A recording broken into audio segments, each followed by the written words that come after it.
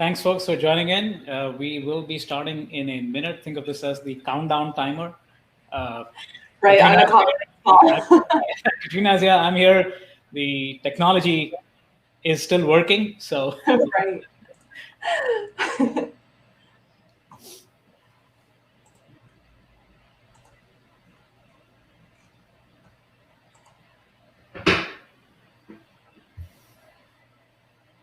okay. So why don't we hit going? I know some people have started showing up. Perfect.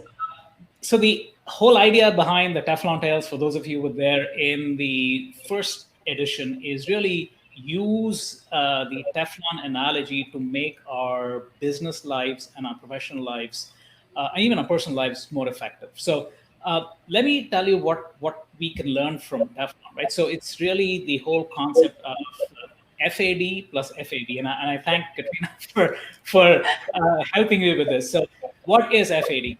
So FAD really comes down to three things. One is how do you get fired up really, really quickly, right? So one of the big things about Teflon is that you can heat things really fast. But the other piece is a non-stickiness, right? Which is how do you keep things at an arm's length and be detached, even as you're getting fired up. So as you think through that, there is three more attributes, right? If you've been on those, I've seen those cooking shows, you've seen all these multiple pans and these chefs tossing things up in the air. So the flexibility, the first half, the adaptation, and the balance aspect of it. So those are really the attributes of when I think about Teflon. So I'm going to pause over there, and then going back to Katrina. So welcome. And first off, I'm going to put you on the spot. It's 8:30 p.m. Right. Eastern. You've had a long day. It's the beginning of the week. Why Right. are you here? Yeah, I love that question. So I woke up this morning, I think my alarm was 5 or 5:30. So like you said, I've had a long day, but something like this and basically stacking my day filled with things to do keeps me very energized. So in physics, even they'll say an object in motion stays in motion. And Teflon is some type of chemical, right, that keeps things from being sticky and it maintains that resiliency. So I just like the metaphor that's involved here and bridging that gap. So for me, just staying in motion, staying busy, it keeps me very energized, and being around like-minded people, I feed off of their energy as well. So when you invited me to be on the show and you respected the fact that I wanted to do it outside business hours, and you're like, yeah, me too, but my business hours and at 5:30 Pacific, so it's going to be 8:30 for you. It was a no-brainer because we're on the same page. So there's the mutual respect. And it's not that late when you really think about it, because we can have the States awake, we can have Asia Pacific awake, and we have friends, around the world. So I just like being able to accommodate everyone no matter where they are. Okay, so you just hit upon something which I again wanted to given the conversations that I've had in my first episode, as well as, and hopefully people are going to comment as well. So again, just a note to you have the comment page, so feel free to add comments over here. We're going to make this very, very interactive, so it's not just Katrina and I talking. So you mentioned something that I think I struggled with for a very, very long time, which is I have a day job to do. And the expectation is that the day job continues into the post day, right? And especially now with more people at home, there's no beginning or end. So you mentioned something which again, and you said this is like-mindedness, which is to say, okay, yes, we have a day job, we're going to be really effective at it. There is also the Katrina, the full person, and Ashwin, the full person, which is not just your day job, right? So in some sense, but having that boundary, however ephemeral it is, of saying, hey, 5:30, I can actually get on a conversation with you. 8:30, which is late for you, you're able to get on a conversation with me. You and I probably know of lots and lots of people who have this, hey, single-minded focus of I need to do my work, but how do they get past that comfort zone, if you will? Because like it or not, I mean, we've seen lots of industries getting upended and people getting laid off and now trying to pick up a skill or two that they may not have. Right. And there's a lot of ways to answer that question and a lot of different directions we can go in. But right off the top of my head, the first thing that comes to mind is the fact that we all go to our day jobs to be able to live our lives, right? So if you don't make time to actually live your life, then there's no sense in investing all of your energy into work life. And at least for me, when I do things like this, the extracurriculars outside of work and outside of the 9 to 5, I get more energized and ready to start a new day the very next day and really invest myself wholeheartedly at work, especially for an employer who appreciates that about me, right? So if they value me as a whole person and they really support my other initiatives that I want to do, I'm more than willing to go the extra mile for them in return. So really, it's going full circle, and it's just helping really every aspect of your life and of your company. If you're the business owner or the manager, don't be afraid to embrace that about your people and empower them to have a life outside of work, because they'll come back more rejuvenated as a result. So talk a little bit about. I was looking at your video cast interview that you called "Winning Wednesday," right? And you started this just about this at the time the pandemic actually hit the U.S. And you have been consistently getting people on your show, and you've been consistently putting it out. And it looks like you're a professional, and yet if somebody didn't know, like I was surprised, like, yeah, did she just start this 4 months ago? Is how did you get over that mental hurdle? Because lots of times we all have, hey, I could do this, I could do that, but then is it sometimes you're tripped up because they're just striving for perfection. Sometimes you get tripped up because, hey, what will people think? And as the Brene Brown says, hey, you're in the arena, people are in the spectators, but you still feel that insult or that negative comment just take you down. How did you get past that? What advice do you have for people who are looking to try new things, but they have no idea what that could be? Yeah, and as far as negative commentary, you really need to choose who you're listening to very carefully, right? Because our brains will already filter in whatever information we allow it to. So you have to program your brain to filter out negative thoughts if that's important to you. So for me, I like to keep my energy as positive as possible, because that's how I'm my best self. So that's the first thing. If someone's giving you negative feedback, you have to also understand where it's coming from. It's possible that they're not willing to do that thing themselves. So they need to justify why they've made the choices that they've made. And then they project that onto you so that you stay on their level and then everyone's comfortable, right? But if you don't want to be comfortable and you want to push yourself and challenge yourself, then take that step back. Maybe don't ask that person for advice and start down a path that feels comfortable for you. So for me, I started this very small. I did small interviews initially. I started on video in a very small capacity. As I started to get more comfortable, I took it a step further. And then it wound up morphing into Winning Wednesday, which has just completely taken off. But it didn't start with Winning Wednesday. I didn't wake up one day saying, hey, I want to be on video all the time, because I promise you, I am not a social media person. So I don't want to sit on video all day. That's not my forte or my MO or any of that. But I love to connect with people. And when quarantine started, I live in Jersey City. I live by myself, and I knew I would be in four walls for X amount of months. And now it's come up to 6 months, and we're still really in these circumstances. But I wasn't comfortable being by myself for that amount of time, because I love networking and I love connecting with people. So I created Winning Wednesday ultimately to be able to network and connect with people, share those interactions, those conversations with my audience, so that they're basically enabling one another to network in that capacity as well, which I think is tremendous. And then at the same time, I'm not being complacent during this time. So that's pretty much how this all happened.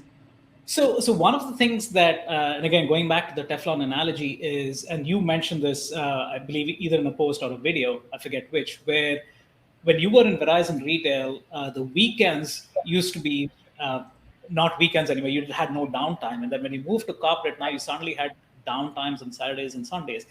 And I think this is not something that is talked about very often, but I think it's critical, right? Especially like you and I, we have multiple things going on. It's easy to say, hey, everything needs to be really, really perfect. But also, like, I think you mentioned this in a video where you have to notate. I look at this and say, okay, what it reminded me of is a personal annual review or a personal quarterly review, right? Just like we do quarterly business reviews, it's like having a personal quarterly review saying, hey, what has worked and what has not worked, and you don't have to continue doing everything. So again, how do you, like, in your world, again, how do you come to that point of, okay, I need to notate what happened in the past, reorient my present and then pick what I should be doing in the future and drop things that should not be something that you should be continuing with. Yeah, I think that is a great point, and I have touched on it a few different ways because I've read some books that talk about it as well, and one that comes to mind is Finish by John Acuff. So he focuses on the fact of just getting started, right? So if you just try the project, it's like when I was a kid, my Oma used to tell me, you don't have to like the food, you don't have to eat all of it, but you just need to try it. So I would try the food. If I liked it, I got to finish it. If I didn't like it, I didn't have to finish it. And that's really how I look at projects as well. Sorry about the sirens. Jersey City for you. But yeah, like you start the project, see how much you like it. If you really develop a passion for it, you're going to naturally stack new things on top of it. If you don't like it, you're just going to go in another direction and it's not a big deal because you already gave it a shot. And chances are you're probably trying a few different things at the same time. So to your point about taking that annual or quarterly inventory of yourself, I do think that that's really important because when you think about the fitness industry, everyone can aesthetically look at themselves and maybe see a transformation picture, right? Of your body transitioning and transforming through working out and eating healthy and having a clearer mindset. But with something like business, that's not always as clear because unless you're tracking your progress through whatever metrics you want to look at, for me, it's my posts, it's recording myself on video and sharing my thoughts basically, and then looking back on it to see how my thoughts have transformed my life, how my mindset has grown over that amount of time as well, and then where I want to see myself in the future. And I continue that process throughout. Yeah, and just to add to that, even the conversation we're having right now, right? It is like we talked about it. It's evening for me. It's night for you. It's early morning in other parts of the world, and not everybody has the time or inclination at this point in time to come and actually listen to us. And yet, as we were chatting earlier, this is going to be made available, and we have the ability to actually splice this into smaller chunks and make it be available to people in 2-minute, 3-minute chunks. So I think for some of the folks listening in, it's not a one and done thing. Lots of these times we kind of say, okay, I went over there and 2 people showed up and there were no comments, and you feel rejected. No.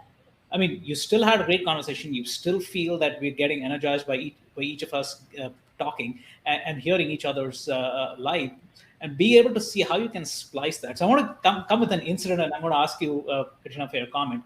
And this happened, I think, about just maybe early part of this year. I was actually taking an Uber to the San Francisco airport, and this lady picked me up. And it's a 45-minute ride from where I live. So as usual, we started talking. And I make it a point to sit next to the driver. I never sit in the back, right? So it's actually a good conversation. And believe it or not, she is a senior manager at a big name consultancy in the Bay Area. And it was Friday. And we started talking, and I said, hey, what do you like? Did you get laid off or something? She said, no. I do this once a month, every Friday. I'm an Uber driver. And we started talking. And I said, why do you do that? She says, on average, I do about 12 to 13 rides that one day. And I go only to the airport. So it's usually people who are traveling on the business side or the technical side. And I learned so much about what's happening in those 45, 15-minute meetings. And it gives me a grounded perspective of what's happening in the industry. And believe it or not, she's actually helped people find jobs because of the connections she's had. And she says, yeah, on average, I get 13 LinkedIn connections every month, guaranteed. And these are people that I meet with, and they are surprised, just like you are, about how I'm pushing myself and not worried about the fact that people are going to label me an Uber driver. So talk a little bit about, again, from a boundary stretching perspective, again, given your conversations, both through the Winning Wednesday conversations, but also outside, is what other ways have you seen people experiment to find out, hey, what's their other things that they could be doing in life? Yeah, and that's an amazing example, Ashwin, too. Thank you so much for sharing that story, because that just goes to show you can't judge a book by its cover, right? And you need to respect the human in front of you and then take the time to get to know them. And even through Winning Wednesday and just through connections on LinkedIn in general, you can meet people around the world and they'll probably have an accent and they might look different from you and they might have had a different experience growing up. And if you write those things off, you're actually missing out, because the people I've met have just tremendous stories, you know, to your point. So I think that that's a really great outcome from getting to know people around the world. And then remind me what your question was. So you've met a diverse set of folks through your Winning Wednesday podcast and your other outreach that you're doing, right? What sorts of mental leaps have they done? I mean, is there a support group that they go after? And we talked about critics earlier. Are there other ways they can figure out what is it that actually drives them, especially people who are kind of caught in this like single train of thought or a single trick pony uh, issue that they're dealing with? Okay, so if someone's fixated on one problem, how do they overcome that? Okay. So as far as my guests, I do tend to ask them at the end of the interview, what's a positive mantra or an actionable item that the audience could implement right away? And it's very canned, but every response that I've received is different, which I find so enlightening because you can ask every person you meet one question that's important to you, and you'll get a different response from every single person. So basically, the mental hurdles, right, that you need to overcome are just from a place of limiting beliefs. So it's something, again, back to what you put in your mind and the filters that you have in place in your brain. You're allowing yourself to believe these things. So if you continue to acknowledge things that are going to pigeonhole you, your brain is going to keep you there. So you have to intentionally overcome them and reprogram your mind.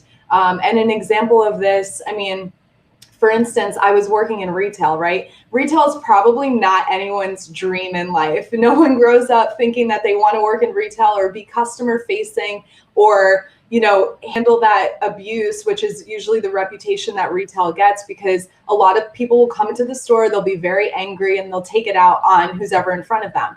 But retail teaches you a lot about anger management even, and just crisis management, because everyone that comes in, they're going through a crisis, or at least to them, it feels like a crisis. So just being even keeled in that moment and recognizing the perspective and sharing the perspective with them, hearing them out and things like that. And then also for my own sake, knowing that I didn't necessarily want to be in retail forever, but I had that drive and that ambition. And I used to say, if Verizon only knew how much I love the brand and how hard I worked, like, where would I be, right? If they would just recognize me. So it's amazing what you can put out into the world, into the universe, what you can visualize and how it can come back to you. And, look at me now. I'm actually working for the company that I had idolized for so long.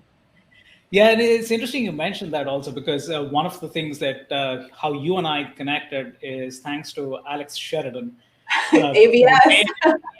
Amazing LinkedIn marketer. And he was on my Undercover Leaders podcast show. And then I still remember your comment to the post that I shared on LinkedIn. It was really saying, hey, you and I as individuals, people will remember how you made them feel. I mean, that's a lasting impression that goes for a lifetime, right? And immediately at that point, I looked up your profile and it said connecting queen and connect a queen. And for me, it was like connecting people. And so that's how we connected as well. So again, I think part of it is also, like you said, getting over that mental hurdle, if you will, that we put on ourselves to be pushing that out there. So going back to one thing, again, this is something that I struggled with for many, many years, and I'm sure the listeners and viewers may be interested as well, which is the Teflon attribute of getting hot quickly. Yeah. And people have multi-year projects or even multi-month projects, right? But in this day and age, especially when there's so much experimentation going on, how do you maintain consistency? And how do you get to that point of the temperature being hot, so that you can actually, like you said, go back and look at what was achieved versus what was predicted, and how do you make adjustments? How do you kind of get that consistency and get into that optimum temperature quickly? Yeah, definitely. And being fired up is such a great feeling because you feel very passionate and you feel untouchable, right? But that feeling will be fleeting and that process is not sustainable. So you need to figure out a way to can whatever you're working on and make it sustainable long term so that you can keep that energy going, across a period of time. So for instance, with the Winning Wednesday segments, my interviews are an hour long and then they get drilled down to 10 minutes for the clip, but then it can be spliced up and reused and repurposed in 30-second to 90-second segments that I can then create content. Yeah. So I'm not having to reinvest that energy and recreate stuff I've already done in the past. And what you have to remember too, when you're creating content, not every one of your connections has seen everything you've ever posted. So it's very easy to repurpose it and bring it back to the forefront, especially as times change and things become relevant. So that's how you want to maintain your heat. But what I think is really important too is that detachment that we spoke about earlier, right? So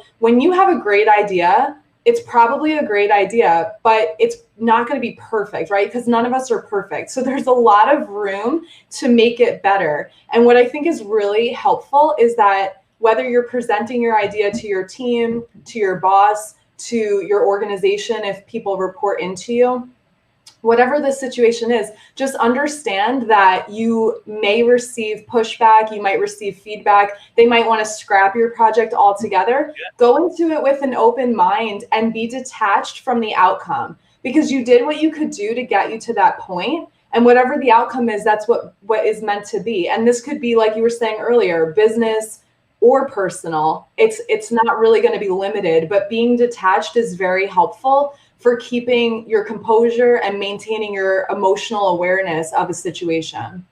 No, absolutely. And again, thanks, Arif. I know you put stuff on the comments. So others over here, please feel free to add commentary, and I'm going to call that out so that we can continue the dialogue. Otherwise, I feel by myself.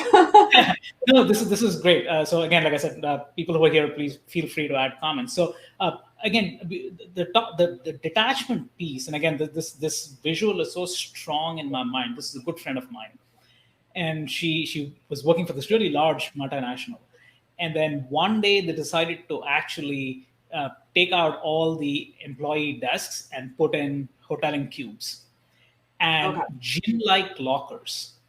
So literally, Friday they have their regular desks and they point of gravity every time they get into the office. And Monday morning they all come in. You can sit anywhere. You have like a gym locker assigned to you. You can put your stuff over there.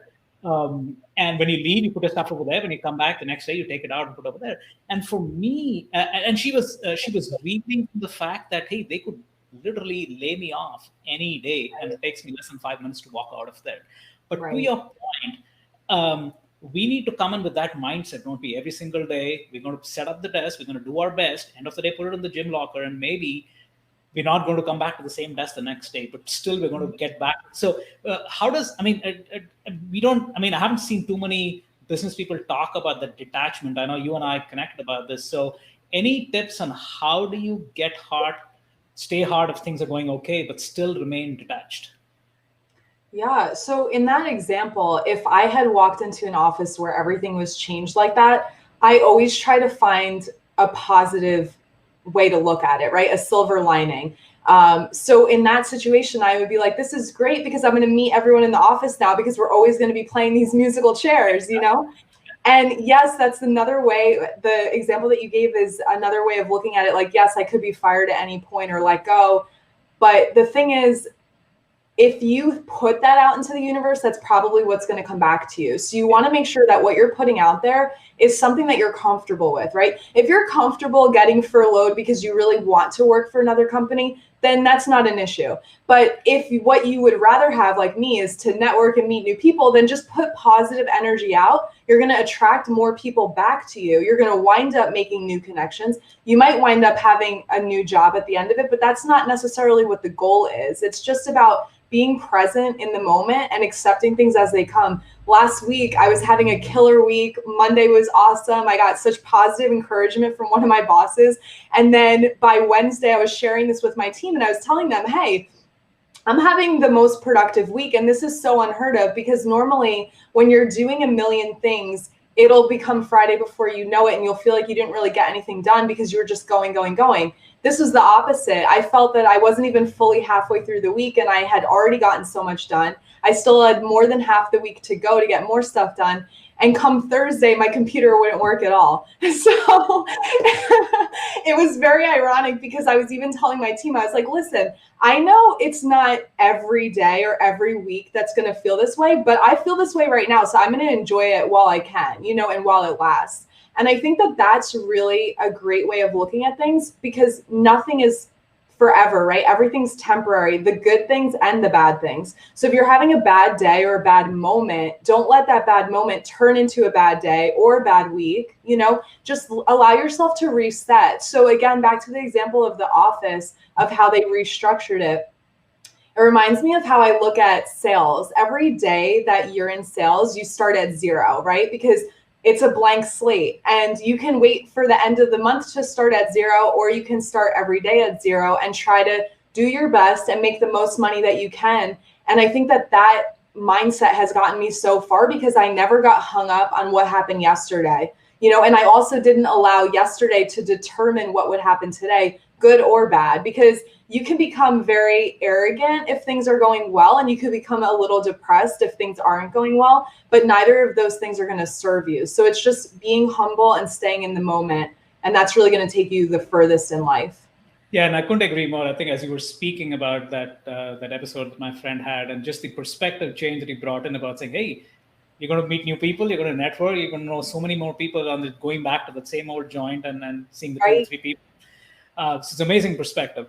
Again, one last question. Again, this goes back to, I think, the number of things that experimenting, something you and I talked about just before hopping on over here, which is there is always this question. I know I had that, right? And I'm sure many people who are going to listen and view this may have that too, which is, what if my employer, my boss, somebody in marketing, somebody sees me this way, which is not the quote unquote employee, but the person outside of that, right? How do you get past that thing of saying, hey, it's okay. Yes, maybe in some infinite world, you'll have something that rubs against, but no one is telling you not to do it. So how do you give yourself permission to experiment and do the things that are uncomfortable?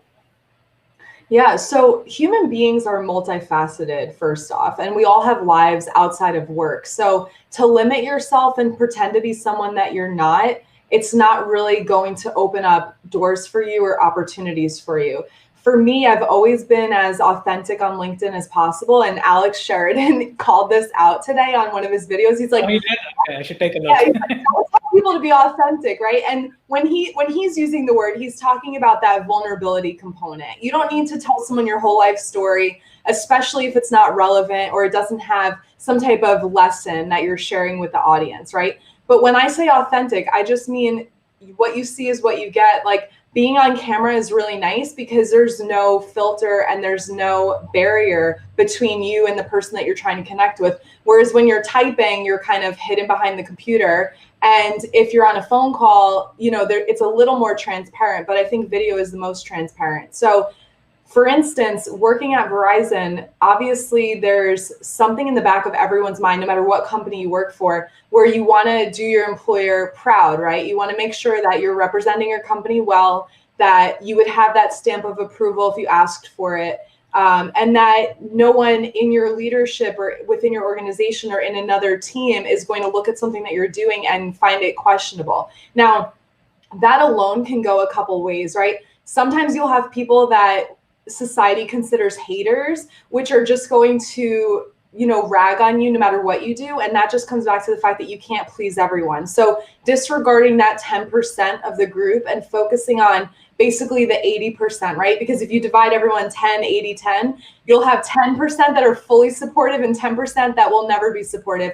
And then you have the 80% in the middle. And the ones in the middle, they're going to see your stuff from time to time. And as long as you're consistent and you're using things professionally and wisely and something that's aligned with your vision, you'll be fine. And a platform like LinkedIn affords everyone the opportunity to create a personal brand that is perpetuating their work talk track or their personal side hustles or whatever the case is. And you just need to find what works for you and what you're comfortable with at the end of the day. And that's really it. No, that's super great commentary, because I think your own personal experience, you mentioned Alex, who's a good buddy of yours and mine, and also the way you and I connected is because you put your authentic brand out there. Alex has been doing the same thing. I got Alex on the show, and then we connected on LinkedIn Live right now. So, again, to that point, if I can just add to that, if you hide yourself, people won't have the chance to know you. And this is something that in my upcoming content, I actually want to touch on, is the fact that we have this opportunity to meet people throughout our lives, right? Our paths are crossing all of the time, but a lot of times people want to make the other person work for it, right? And maybe it's because they have some walls up or they don't trust people or whatever the case is. But the thing about that, and one of my old bosses, he was an operations manager in retail for me. He told me when I was managing, I can't expect my new hires to work to get to know me and then realize that I'm so awesome, right? Because managers aren't ever really taught how to be managers or how to be leaders. They're just put in those roles because they have those qualities. So being comfortable, being yourself, and also being assertive is a very good balance for leaders to have at whatever stage they're in life. But because our interactions with people can be very fleeting, you might only have one chance to talk to that person. If you hide yourself from them, you're not serving anyone. They're not getting to learn anything about you, and you are probably missing out on some opportunity. You just don't know what it is. So bringing yourself to the table is very important, but it takes getting to know yourself before you can do that. So if you don't know yourself well enough to bring yourself to the table, that's where you need to start.